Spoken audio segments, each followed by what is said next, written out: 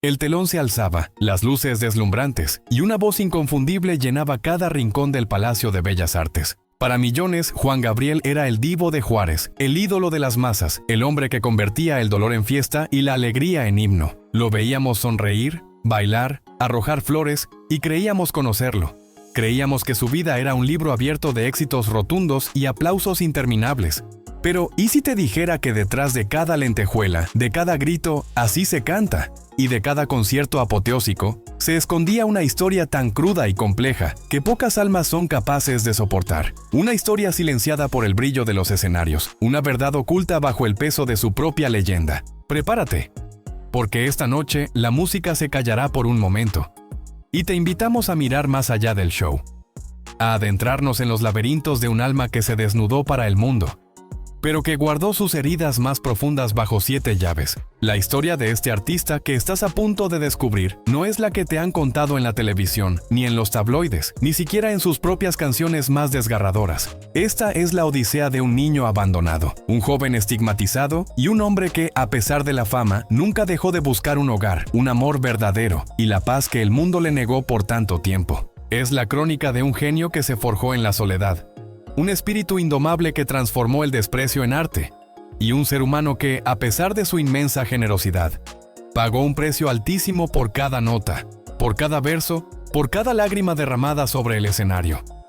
Recuerda suscribirte y dejar un like para seguir creando más contenido como este. El sol del 7 de enero de 1950 vio nacer a Alberto Aguilera Valadez en Parácuaro, Michoacán, pero su primera luz fue rápidamente ensombrecida. Antes de cumplir un año, su padre desapareció y su madre, Victoria Valadez Rojas, lo entregó al Hospicio de Niños de Morelia.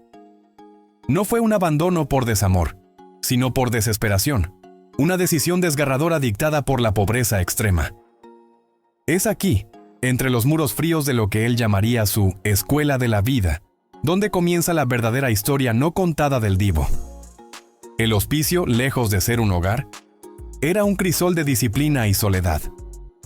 Las mañanas comenzaban con el eco de las oraciones y el olor a rancio. Alberto, un niño introvertido y soñador, se aferraba a la música como a un salvavidas.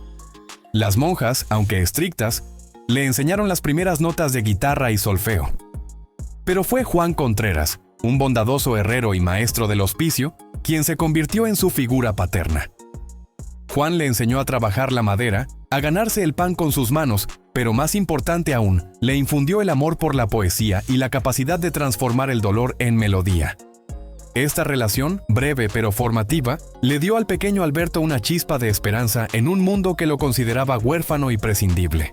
A los 13 años, Alberto escapó del hospicio, anhelando la libertad y una vida digna. Su primera parada fue Ciudad Juárez, donde su madre había emigrado. El reencuentro fue agridulce. La pobreza persistía. Para sobrevivir, Alberto se convirtió en un artista callejero. Cantaba en camiones, restaurantes y bares de mala muerte, a cambio de unas monedas o un plato de comida. Esta fue su verdadera escuela musical, donde aprendió a conectar con el alma del pueblo, a narrar sus penas y alegrías en canciones improvisadas. Se cuenta que una noche, cantando en el bar Noa Noa, un personaje influyente del bajo mundo local, impresionado por su voz y carisma, le ofreció su primer pago grande, 100 pesos. Para Alberto, acostumbrado a la miseria, era una fortuna. Pero el camino a la fama no fue un lecho de rosas. En 1968, con la esperanza de grabar su primer disco, Alberto llegó a la Ciudad de México. La capital, vibrante y despiadada, lo recibió con indiferencia. Tocó puertas de disqueras que se cerraron una y otra vez. Fue en este periodo de desesperanza cuando una anécdota poco conocida marcó su destino. Desesperado y sin dinero, Alberto terminó durmiendo en las calles y en un incidente confuso, fue acusado de robo y enviado a la cárcel de Lecumberri. Esta no es la historia que a menudo se cuenta o se minimiza, pero su tiempo en prisión fue un punto de inflexión. Dentro de Lecumberri, la vida era brutal, pero su talento musical brilló incluso en la oscuridad. Conoció a un personaje llamado La Prieta, una reclusa mayor y experimentada que se convirtió en su mentora. Ella vio su potencial y lo conectó con el director del penal, quien le permitió cantar para los reclusos. Fue en este ambiente de despojo donde compuso algunas de sus primeras canciones, impregnadas de la melancolía y la soledad que lo rodeaban. No tengo dinero, su primer gran éxito, nació de la angustia de aquellos días. Su liberación, dicen, se dio gracias a la intervención de Queta Jiménez, la Prieta Linda, una reconocida cantante que, al escuchar su talento, movió sus influencias para sacarlo de la cárcel. Ella fue una de esas figuras clave, una mano benevolente que lo rescató del abismo. El despegue fue lento, pero imparable. RCA. Víctor le dio su primera oportunidad. Fue entonces cuando Alberto Aguilera Valadez se transformó en Juan Gabriel, un hombre que honraba a su maestro del hospicio, Juan, y a su padre, Gabriel. El lanzamiento de No Tengo Dinero en 1971 fue un éxito rotundo. De la calle, del orfanato, de la prisión, Alberto emergía como un fenómeno musical, pero cada paso hacia el estrellato lo alejaba más de la intimidad y la normalidad. Con el éxito llegó el glamour. Trajes extravagantes, escenarios majestuosos, giras interminables. Juan Gabriel se convirtió en el divo, un maestro de ceremonias que conectaba con millones de almas a través de sus canciones. En el escenario era la encarnación de la alegría, la tristeza y el desparpajo. Se entregaba por completo, sudando, bailando, contoneándose, como si cada concierto fuera el último. La gente lo amaba con una devoción casi religiosa. Pero esta exposición masiva venía con un precio. La soledad era su compañera constante fuera de los escenarios. Alberto, el hombre detrás del personaje, anhelaba la conexión genuina, el amor incondicional y la tranquilidad. Las giras mundiales significaban hoteles impersonales y aeropuertos solitarios. La fama trajo consigo una corte de oportunistas y la dificultad de confiar plenamente en las intenciones de los demás. Sus relaciones personales, a menudo complejas y enigmáticas, estaban constantemente bajo el escrutinio público, o bien eran celosamente guardadas en el más estricto secreto. Si bien tuvo hijos y formó una familia, la intimidad que buscaba siempre parecía eludirlo, eclipsada por la figura pública que debía mantener. Su vida fue una danza constante entre el hombre vulnerable y la figura pública enigmática. En el escenario era un torbellino de emociones, abierto y transparente en sus letras, pero en su vida privada era un enigma. Nunca se casó, y su vida sentimental fue un tema recurrente de especulación. Juan Gabriel manejaba su imagen con maestría, revelando solo lo que quería, manteniendo un aura de misterio que, paradójicamente, lo acercaba aún más a su público. Se negaba a etiquetarse, a encajar en moldes. Era simplemente Juan Gabriel. Las anécdotas de su generosidad eran muchas, pagando tratamientos médicos, apoyando orfanatos, construyendo escuelas, pero también existía la faceta del hombre que construyó barreras, que protegió su corazón y su historia más íntima. Sus canciones eran el único lugar donde Alberto Aguilera podía desnudarse por completo, donde sus desamores, sus alegrías, sus nostalgias y sus resentimientos hallaban voz. El glamour de los escenarios era una armadura, y la música, su verdadera confesión. La vida de Juan Gabriel fue una paradoja constante. Cuanto más se elevaba su figura pública, más profundos eran los sacrificios personales que le exigía la cima. El glamour, las luces y el aplauso de millones eran solo la punta del iceberg de una existencia marcada por renuncias, traiciones y decisiones desgarradoras. Estas experiencias, lejos de detenerlo, se convirtieron en el combustible incandescente que alimentó su incomparable genio creativo. Uno de los sacrificios más palpables fue la postergación de una vida familiar convencional. Juan Gabriel, el niño que creció anhelando un hogar, pasó la mayor parte de su adultez en giras interminables. Si bien tuvo hijos a los que adoró, la crianza diaria, la intimidad de un hogar estable y la posibilidad de una relación de pareja duradera, a menudo quedaron relegadas por las exigencias de su carrera. Se movía entre suites de hotel y escenarios majestuosos, una rutina que lo desconectaba de la cotidianidad y lo sumía en una profunda soledad. Hay innumerables anécdotas de su obsesión por la perfección en el escenario y en el estudio de grabación, horas y horas sin descanso, fines de semana dedicados a la composición y arreglos, todo para ofrecer un producto impecable. Este nivel de compromiso era innegociable para él, pero significaba que el tiempo personal, las amistades profundas y las relaciones amorosas eran constantemente comprometidos. Su vida se convirtió en un perpetuo acto de equilibrio, donde la balanza casi siempre se inclinaba hacia su arte. El ascenso meteórico de Juan Gabriel lo expuso a un torbellino de traiciones. En un mundo donde el dinero y la fama son imanes para los oportunistas, el divo sufrió el desengaño de personas cercanas que buscaron explotar su éxito. Desde manejadores inescrupulosos que lo despojaron de ganancias, hasta supuestos amigos que vendieron historias íntimas a la prensa, cada puñalada lo obligaba a levantar muros más altos. Una de las traiciones más dolorosas y públicas fue la que involucró sus propios derechos de autor y regalías.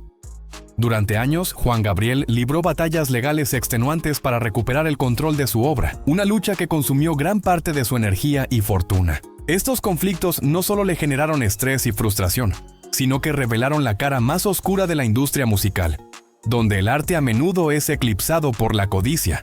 Cada juicio, cada disputa legal, era un recordatorio amargo de que su creatividad, su tesoro más preciado, era también una mercancía susceptible de ser robada. Estas experiencias, aunque desgarradoras, lo volvieron más astuto y resiliente. Aprendió a protegerse, a guardar celosamente su intimidad y a manejar con discreción los asuntos personales. El enigmático silencio que a menudo lo caracterizó en entrevistas no era solo parte de su carisma, sino un escudo forjado a base de desengaños. Juan Gabriel tomó decisiones difíciles que definieron no solo su carrera, sino su propia identidad. En una época donde la masculinidad en la música latina era a menudo rígida y estereotipada, él desafió las normas con su vestuario extravagante, sus movimientos fluidos y su abierta emocionalidad. Esta elección, lejos de ser superficial, era una declaración de autenticidad. Enfrentó críticas, burlas y homofobia velada, pero nunca cedió.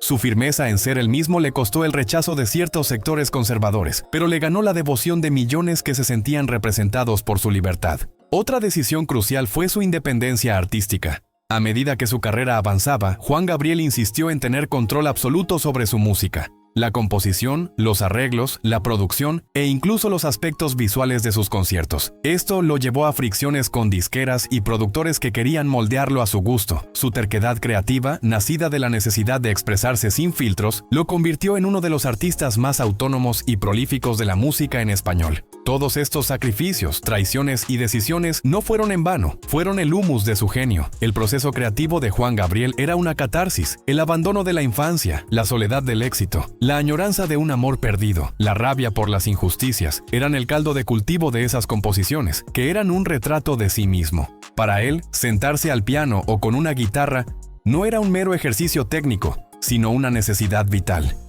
Sus composiciones eran confesiones. Abrázame muy fuerte. No es solo una balada romántica, es un grito de alguien que conoció el desamparo. Así fue, es el lamento de una traición y la resignación de un amor que se fue. Querida es la súplica por una presencia que lo rescatara de la soledad. La intensidad de sus letras y la pasión de sus interpretaciones provenían directamente de sus heridas más profundas. Juan Gabriel tenía una capacidad única para transformar el dolor en belleza. Las lágrimas se convertían en acordes, los resentimientos en versos poderosos y las experiencias más amargas en melodías universales que resonaban con la gente común. El público amaba sus canciones porque, sin saberlo, estaban conectándose con el hombre detrás del divo, con sus vulnerabilidades y sus luchas. Él no solo cantaba el desamor, cantaba el desamparo que sintió de niño, la traición que vivió de adulto y la resiliencia que lo mantuvo en pie. Su música era su diario, su terapeuta y su venganza. A través de ella no solo procesaba sus emociones, sino que también las inmortalizaba, convirtiendo la adversidad en un legado artístico imperecedero. El escenario era su templo, y cada canción, un ritual de liberación. Al entregarse por completo, con cada fibra de su ser, lograba que el público no solo escuchara su voz, sino que sintiera su alma desnuda. La historia de Juan Gabriel es la de un hombre que, habiendo conocido la miseria y el rechazo más profundos, se elevó para tocar las estrellas, transformando su dolor en himnos que resonaron en millones de almas. Sin embargo, detrás del divo de Juárez, del artista inigualable, siempre estuvo Alberto, el niño del hospicio, buscando la paz que la fama nunca pudo darle por completo. La vida de Juan Gabriel fue una sinfonía de contrastes, donde el brillo cegador del escenario a menudo enmascaraba las complejidades de su ser. Entre las facetas más discutidas y menos explícitamente abordadas por él mismo se encuentra su identidad y sexualidad. En una sociedad latinoamericana predominantemente conservadora de su época, ser una figura pública con un aura de ambigüedad era, en sí mismo, un acto de desafío silencioso. Una elección que impactó profundamente tanto su vida personal como profesional. Desde sus inicios, la imagen de Juan Gabriel desafió los estereotipos de la masculinidad tradicional mexicana.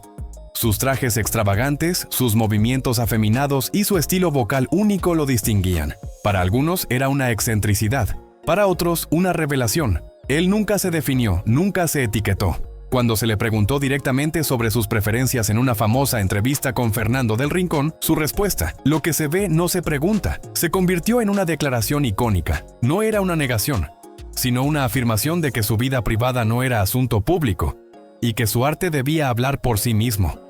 Esta postura de privacidad, aunque firme, no lo eximió de las especulaciones constantes, los chismes y, en ocasiones, la homofobia velada que emanaba de ciertos sectores de la prensa y la sociedad. Vivir bajo ese escrutinio constante y la presión de las expectativas sociales impuso una carga emocional considerable. En su vida personal, esta ambigüedad lo llevó a construir un círculo íntimo muy cerrado.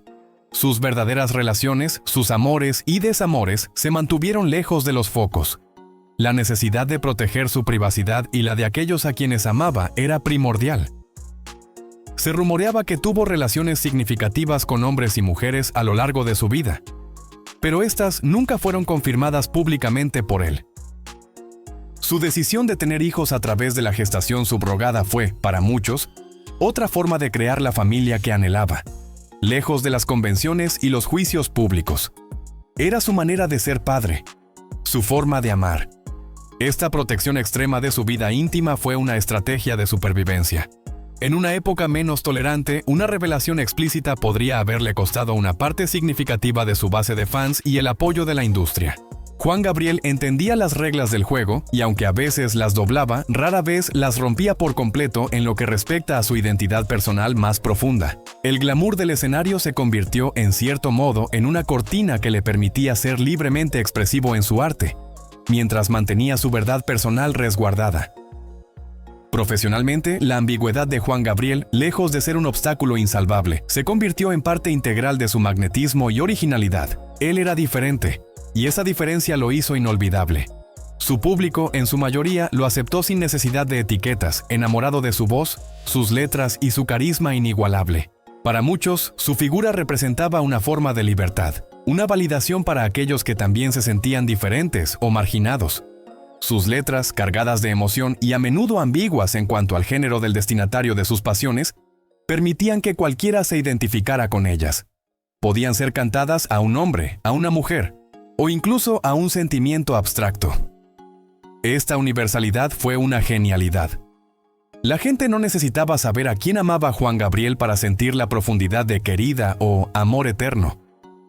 La emoción era el lenguaje universal que trascendía cualquier barrera de identidad o sexualidad. Se podría argumentar que, al negarse a encasillarse, Juan Gabriel se convirtió en un pionero involuntario. Abrió puertas para futuras generaciones de artistas latinos que también desafiarían los moldes de género y las expectativas sociales, demostrando que el talento y la conexión emocional pueden prevalecer sobre las normas impuestas. Su carrera floreció en gran parte porque su arte era auténtico, una expresión pura de su alma, independientemente de cómo se manifestara su vida personal. La resiliencia inquebrantable de Juan Gabriel es la columna vertebral de su historia. Desde el abandono en el hospicio y la prisión injusta, hasta las traiciones y el escrutinio público de su identidad, él siempre encontró la fuerza para levantarse. Su capacidad para transformar cada herida en una canción, cada rechazo en un motor de superación, es un testimonio de su espíritu indomable. Juan Gabriel redefinió el éxito y la felicidad en sus propios términos. El éxito para él no era solo vender millones de discos o llenar estadios, era ser libre de crear, de expresarse y de ayudar a otros. La felicidad la encontraba en la música, en el cariño de su público, en la posibilidad de darle a sus hijos la vida que él no tuvo, y en su incansable labor filantrópica. Los hogares para niños y jóvenes que fundó, como Semjase, eran una manifestación tangible de su deseo de dar a los más vulnerables las oportunidades que él se vio forzado a buscar con tanto sacrificio. Era su manera de sanar las heridas de su propia infancia. A pesar de las adversidades y las complejidades de su vida personal, nunca se victimizó públicamente. En cambio, optó por la dignidad, el misterio y la exuberancia artística. Demostró que la verdadera fortaleza reside en la autenticidad, incluso si esa autenticidad debe ser custodiada celosamente. Juan Gabriel no solo fue un cantante, sino un símbolo de la libertad personal, un hombre que, contra todo pronóstico, esculpió su propio destino y dejó un legado de amor, desamor y resiliencia a través de su arte inmortal. Más allá del divo que todos creíamos conocer, y de desvelar las sombras y luces que forjaron su incomparable legado, ¿consideras que el público realmente está preparado para aceptar la compleja verdad de algunos de sus ídolos? ¿O la leyenda siempre prevalecerá sobre la cruda realidad de su humanidad? Nos vemos en el próximo video.